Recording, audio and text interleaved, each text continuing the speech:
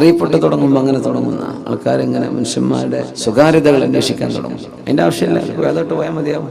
പക്ഷേ സ്വകാര്യതകളിലേക്ക് എത്തിപ്പെടാൻ മനുഷ്യരൊരു ക്യൂരിയോസിറ്റി ഉണ്ടാവുന്ന.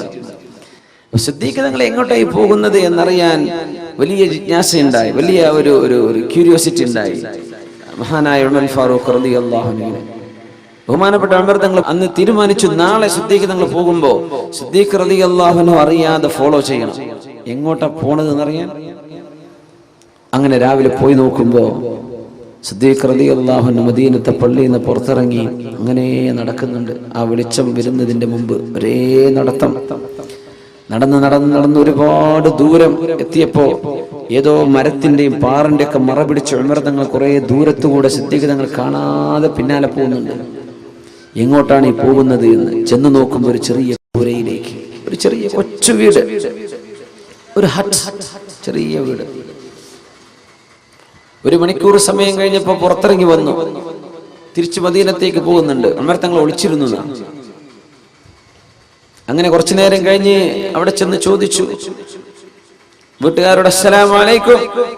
വീട്ടിൽ നിന്ന് വൃദ്ധയായൊരു ഉമ്മൂമ്മ, അലൈക്കും അസ്സലാം, വാതിൽ തുറന്നു കൊടുത്തു. നോക്കുമ്പോ ഈ ഉമ്മാക്ക് കണ്ണ് കാണൂല, കണ്ണ് കാണാത്തൊരു ഉമ്മയാണ്. ആരെ ചെയ്യുന്നറിയോ? രാജ്യത്തിന്റെ പ്രധാനമന്ത്രി എന്നൊക്കെ പറയുന്ന പവറിലിരിക്കുന്ന അബൂബക്കർ സിദ്ദീഖ് റളിയല്ലാഹു അൻഹു, പ്രസിഡന്റ് ഓഫ് ദ കൺട്രി. അത്രയും വലിയ സ്ഥാനമാണ് അന്ന് ഖലീഫ. ആ ഖലീഫ ഒരു കരിമ്പൂച്ചകളോ ഒരു സെക്യൂരിറ്റിയോ ആരില്ലാതെ ഒറ്റയ്ക്ക് പോയിട്ട് ചെയ്തു വന്നൊരു കർമ്മം ഉമർ തങ്ങൾ കണ്ടുപിടിച്ചതാണ്. ഇത് നിങ്ങൾ ആരോടും പറഞ്ഞിട്ടില്ല. ഉമ്മ, ഇവിടെ വന്നു പോയ ആളാരെങ്ങൾക്ക് അറിയോ? ഇല്ല മോനെ, എനിക്കറിയൂല. ആളെ പേര് എനിക്കറിയൂല, പറഞ്ഞു തന്നിട്ടില്ല. ആളിപ്പോ എന്താ ഇവിടെ വന്ന് ചെയ്തത്? അയാൾ എന്നും വരും, രാവിലെ എന്റെ വീടൊന്ന് അടിച്ചു വരും, വൃത്തിയാക്കും, എന്റെ ആടിനെ പാല് കറന്ന് എനിക്ക് കുടിക്കാനുള്ള പാലും രാവിലത്തെ ഭക്ഷണം ഉണ്ടാക്കി വെച്ചിട്ട് പോകും. എത്ര കാലമായി? കുറെ വർഷമായി ചെയ്യാൻ തുടങ്ങിയിട്ട്. നിങ്ങൾക്ക് അറിയോ? എനിക്ക് ആളറിയില്ല. പൊട്ടിക്കരഞ്ഞോളൂ ഫാറൂഖ് റളിയല്ലാഹു അൻഹു. ആരാണ് ഈ പണി ചെയ്തത്? നമ്മുടെ ഒരു പഞ്ചായത്തിന്റെ വാർഡ് മെമ്പർ ഈ പണി ചെയ്യൂ? ഇങ്ങനെ ആരും ഇപ്പോൾ മിനിമം 4 ഫോട്ടോഗ്രാഫർ അപ്പം കൊണ്ടുപോലും. നമ്മൾ ഇവിടെ മെമ്പർമാരുണ്ടോ എന്ന് എനിക്കറിയില്ലേ, ഞാൻ വെറുതെ പറയണേ. അല്ല, അങ്ങനെ നമ്മൾ ഒരു ചെറിയ ചെടി നടുകയാണ്. ഒരു ചെറിയ ചെടിയുടെ അതിങ്ങനെ പിടിച്ചിട്ട് അപ്പതാ മന്ത്രി നടുന്നു. മന്ത്രി നട്ടിട്ടുണ്ടാവില്ല, അത് പിടിച്ചിട്ടേ ഉണ്ടാവുള്ളൂ. മന്ത്രി കൊടുത്ത് അപ്പതാൻ അടുത്ത കൊടുത്ത് വെച്ചിട്ടോ എന്ന് പറഞ്ഞ് പോയിട്ടുണ്ടാവും. നമ്മളെന്താ ഫോട്ടോ ചെയ്യുക?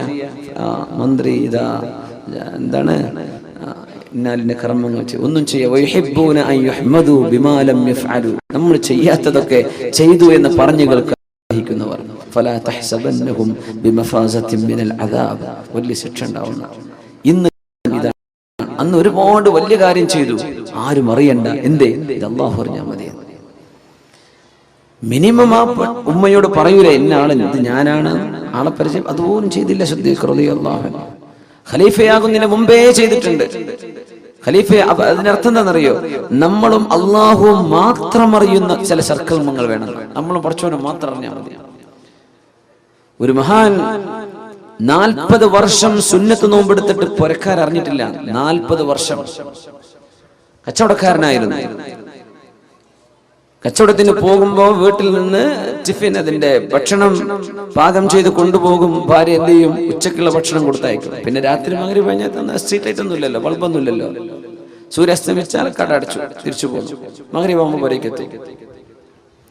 ഇയാൾക്ക് ഒന്നിടവിട്ട ദിവസങ്ങൾ സുന്നത്ത് നോമ്പായിരുന്നു. ഒന്നിടവിട്ട ദിവസം നോമ്പ് നോൽക്കുന്ന അന്ന് ഉച്ചഭക്ഷണം ആ അങ്ങാടിയിലെ പാവപ്പെട്ട ആൾക്കാർക്ക് കൊടുക്കും. രാത്രി ഭക്ഷണം വരെ പോയി കഴിക്കും.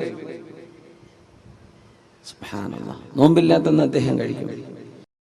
ഇങ്ങനെ 40 വർഷം കഴിഞ്ഞ് മരിക്കുമ്പോഴാണ് അറിയുന്നത് ഇയാൾ 40 വർഷം ഒന്നിടവിട്ട് സുന്നത്ത് നോമ്പ് നോറ്റിരുന്ന മനുഷ്യനാണ്. റമദാൻ മുഴുവൻ നോൽക്കും, റമദാൻ കഴിഞ്ഞാൽ ഒന്നിടവിട്ട് ആൾട്ടർനേറ്റീവായിട്ട് ഒരു ദിവസം നോമ്പെടുക്കും. പിന്നെ ഇഫ്തിറു യൗമൻ വയസൂമു യൗമൻ, സൗമ ദാവൂദ് നബി അലൈഹിസ്സലാമിന്റെ നോമ്പ് അങ്ങനെയായിരുന്നു. അങ്ങനെ നോമ്പെടുത്തത് പുരക്കാരോ ഭാര്യ വിചാരിക്കും ഭക്ഷണം കഴിച്ചിട്ടുണ്ടാവും. പിന്നെ രാത്രി വന്നിട്ട് ഭക്ഷണം കഴിക്കുന്നുണ്ട്. രാത്രി ഭക്ഷണം ഇയാൾ നോമ്പ് തുറക്കുകയാണ്. അങ്ങനെ സ്വകാര്യമായി ചെയ്യുന്ന നന്മകൾ നമുക്കിത് നഷ്ടപ്പെട്ടുകൊണ്ടിരിക്കുന്നതും ഇതാണ്. നമ്മൾ 4 ആളെ അറിയിക്കുകയാണ്. ഈ അറിയിപ്പ് നമുക്ക് നാളെ നഷ്ടപ്പെടുത്തും. നമ്മുടെ അമലുകളൊക്കെ നമ്മൾ ചെയ്യുന്നുണ്ട്, 4 ആൾ അറിഞ്ഞു, അത് വിഷയമല്ല. അബൂ ഹുറൈറ റളിയല്ലാഹു അൻഹു ചോദിച്ചു, നബിയെ, ഞാൻ ഒറ്റക്ക് പള്ളിയിൽ നിസ്കരിക്കുമ്പോഴേ ഒറ്റക്ക് നിസ്കരിക്കുമ്പോൾ, സുന്നത്ത് നിസ്കരിക്കാനും ജുമഅയോ ജമാഅത്തോ നടക്കുന്ന സമയമല്ല, ഞാൻ നിസ്കരിക്കുമ്പോൾ ഞാൻ അള്ളാഹുക്ക് വേണ്ടി മാത്രം നിസ്കരിച്ചതാ നബിയെ. പക്ഷെ ഒരാൾ അവിടെ കടന്നു വന്നപ്പോൾ എന്റെ മനസ്സിൽ എന്തോ ഒരു സന്തോഷം തോന്നി. അദ്ദേഹം കണ്ടിട്ടുണ്ടല്ലോ, എന്റെ നിസ്കാരം സ്വീകരിക്കപ്പെട്ടിട്ടുണ്ടോ നബിയെ? മഹാനായ അബൂ ഹുറൈറ റളിയല്ലാഹു തആല നബി തങ്ങൾ പറഞ്ഞ, അബൂ ഹുറൈറ, മനസ്സിന്റെ ഉദ്ദേശം അതായിരുന്നില്ലല്ലോ. ലക അജ്റുൽ ഇലൻ അജ്റുൽ ഇലനി വ അജ്റു സിർ, നിങ്ങൾ രഹസ്യമാക്കി ചെയ്തതിന്റെ കൂലിയും നിങ്ങളുടെ കർമ്മം പരസ്യമായതിന്റെ കൂലിയും അള്ളാഹു നിങ്ങൾക്ക് തരും. എന്തേ കാരണം എന്നറിയോ? അവർ ചിന്തിച്ചത് മറ്റുള്ളവർ കാണാൻ വേണ്ടിയല്ല, മറ്റുള്ളവർ കാണാൻ വേണ്ടിയല്ല നിസ്കരിച്ചത്. ഇപ്പൊ നമ്മുടെ ഇബാദത്തുകൾ പ്രത്യക്ഷത്തിൽ കാണുമ്പോൾ ഒന്നും ഉണ്ടാവില്ല, ആയിക്കോട്ടെ മതി, നമ്മൾ ആരെയും കാണിക്കണ്ട. മനസ്സിന്റെ ഉള്ളിലെ ശുദ്ധത കൊണ്ട് അല്ലാഹു തആല സ്വർഗ്ഗം കൊടുക്കും ചിലർക്ക്. അങ്ങനെയാണ് ഹബീബ് പറഞ്ഞു സല്ലല്ലാഹു അലൈഹി വസല്ലം, മദീനത്തെ പള്ളിയിൽ ഇരിക്കുമ്പോൾ യദ്ഖുലു അലൈക്കും റജുലുൻ മിൻ അഹ്ലിൽ ജന്ന, സ്വർഗ്ഗത്തിലേക്ക് പോകുന്ന ഒരു മഹാമനുഷ്യൻ നിങ്ങളുടെ സദസ്സിലേക്ക് വരാനിരിക്കുന്നുണ്ട് കേട്ടോ. ആ മനുഷ്യന്റെ ഇടത് കൈയിൽ 2 ചെരുപ്പുകൾ ഉണ്ടാകും. ഇടത് കൈയിൽ 2 ചെരുപ്പുകൾ വെച്ച് നിങ്ങളുടെ സദസ്സിലേക്ക് വരുന്ന ആ മനുഷ്യൻ സ്വർഗത്തിലാണെന്ന് റസൂലുള്ളാഹി സ്വല്ലല്ലാഹു അലൈഹി വസല്ലം. സ്വഹാബികളൊക്കെ നോക്കി, ആരാ വരാൻ പോണത്? നോക്കുമ്പോൾ ഒരു സാധുവായ മനുഷ്യൻ വന്നു, 2 ചെരുപ്പുകൾ ഇതേപോലെ ചെരുപ്പ് ഇടത് കയ്യിൽ പിടിച്ചിട്ട് വന്നു. സ്വഹീഹായ ഹദീസ്.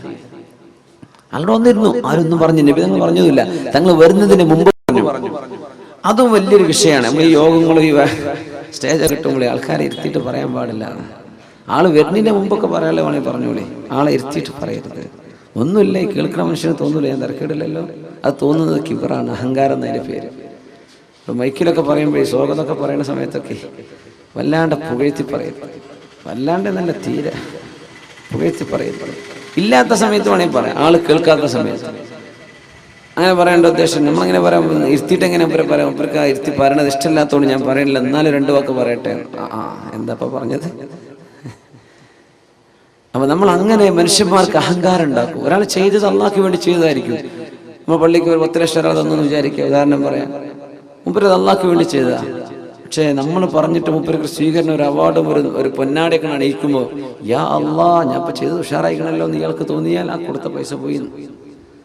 അപ്പൊ നമ്മൾ ഒരാളുടെ സൽക്കർമ്മം നഷ്ടപ്പെടുത്തു. ഇപ്പൊ പ്രത്യേകിച്ച് മൈക്കൊക്കെയുള്ള കാലമല്ല, അങ്ങനെ പറഞ്ഞു എന്താ അനൗൺസ്മെന്റുകളൊക്കെ. അപ്പൊ നമ്മൾ അങ്ങനെ വല്ലാണ്ട് മനുഷ്യന്മാരെ പുകഴ്ത്തരുത്. മുഖത്ത് നോക്കി മൂമേ താരീഫ് കർണ ഖത്ൽ കർണേക്കാ ബറാബർ, അങ്ങനെ പറയാം. മുഖത്ത് നോക്കി പ്രശംസിക്കുന്ന ഒരാളെ കൊല്ലുന്നതിന് തുല്യാണെന്നാണ്. അങ്ങനെയാണ് നമ്മുടെ സംസ്കാരം. ഇന്നങ്ങനല്ല, മുഖത്ത് നോക്കി പറയാതിരുന്ന കൊല്ലുന്നതിന് തുല്യാണെന്ന്, അല്ലേ? ഇരുത്തിയിട്ട് ഇന്നെ പറ്റി ഒന്ന് പറഞ്ഞ്, എന്റെ പേരെന്താ ഇവര് പറഞ്ഞിട്ടില്ലേ? അവര് ചെയ്തതിന് അള്ളാഹു കൂലി കൊടുക്കട്ടെ. അവരുടെ അഭാവത്തിൽ പറയണം, അവർ ഇരുത്തിയിട്ട് പറയാൻ പാടില്ല. ഒന്നുമല്ല, വെറുതെ ഒരു ഗൾഫുകാർക്കാണ് അസുഖം, പ്രവാസി സംഘടനകൾക്കൊക്കെയാണ് ഇതിൻ്റെ അസുഖമുള്ളത്. വല്ല ഇവിടെ പറയേണ്ട ആവശ്യമില്ല. ഗൾഫുകാർക്ക് വന്ന ഒരു അസുഖമാണിത്. വല്ലാണ്ട് ഈ ഫോട്ടോത്തിന് മുമ്പിൽ ഒന്ന് കൊടുക്കുക എന്ന് പറഞ്ഞാൽ, 4 ആൾ അറിയിക്കുക എന്ന് പറഞ്ഞത് ഒരു അസുഖമാണ്. എന്താ ചെയ്യുക? ഓരോരോ അസുഖം, നാട്ടിൽ കുറേ അസുഖമല്ലേ, അതിൽപ്പെട്ട ഒരു അസുഖം ഗൾഫുകാർ കിട്ടിയത് അതാണ്. ഈ ഷോക്കേസ്, ഷോ ഓഫ്. പടച്ചോൻ കാക്കുമാറാകട്ടെ, അള്ളാഹു കാത്തു രക്ഷിക്കട്ടെ. അങ്ങനെ ഉണ്ടാവാൻ പാടില്ല. നബി തങ്ങൾ ഒന്നും പറഞ്ഞില്ല. അയാൾ ചെരുപ്പ് പിടിച്ചു വന്ന് അവിടെ ഇരുന്നു. നബി തങ്ങളുടെ ക്ലാസ് കേട്ട് പോയി. 2ാമത്തെ ദിവസം തങ്ങൾ ഇതേ വാക്ക് പറഞ്ഞു, യദ്ഖുലു അലൈക്കും റജുലുൻ മിൻ അഹ്ലിൽ ജന്ന, സ്വർഗ്ഗവാസിയായ ഒരു മനുഷ്യൻ കടന്നു വരാനിരിക്കുന്നുണ്ട്.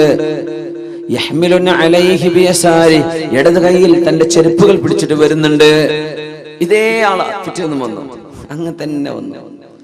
3ാമത്തെ ദിവസവും ഇത് ആവർത്തിച്ചപ്പോ മഹാനായ അബ്ദുല്ലാഹി ഇബ്നു അംർ ഇബ്നുൽ ആസ് റളിയല്ലാഹു അൻഹു, യാ അല്ലാഹ്, ഈ മനുഷ്യന്റെ പിന്നാലെ ഒന്ന് എനിക്ക് കൂടണം. ഇയാൾ ചെയ്യുന്ന മഹാകർമ്മം എന്താണെന്ന് എനിക്കൊന്ന് അറിയണം. സ്വർഗത്ത് പോകുന്ന ഉറപ്പുള്ള ഈ 10 സഹാബികൾ, നമ്മൾ അശ്റത്തുൽ മുബശ്ശരീൻ എന്ന് പറയില്ലേ, സ്വർഗത്തിൽ പോകുന്ന 10 പേർ, അത് ഒരു ഇരുത്തത്തിൽ നബി തങ്ങൾ ഒറ്റയടിക്ക് പറഞ്ഞ 10 പേരാ. ഒരുപാട് ആളുകൾക്ക് സ്വർഗം പറഞ്ഞു കൊടുത്തിട്ടുണ്ട് റസൂലുള്ളാഹി സ്വല്ലല്ലാഹു അലൈഹി വസല്ലം, ഒരുപാട് ആളുകൾക്ക്. അതിൽപ്പെട്ട ഒരാൾ ഇയാളാണ്.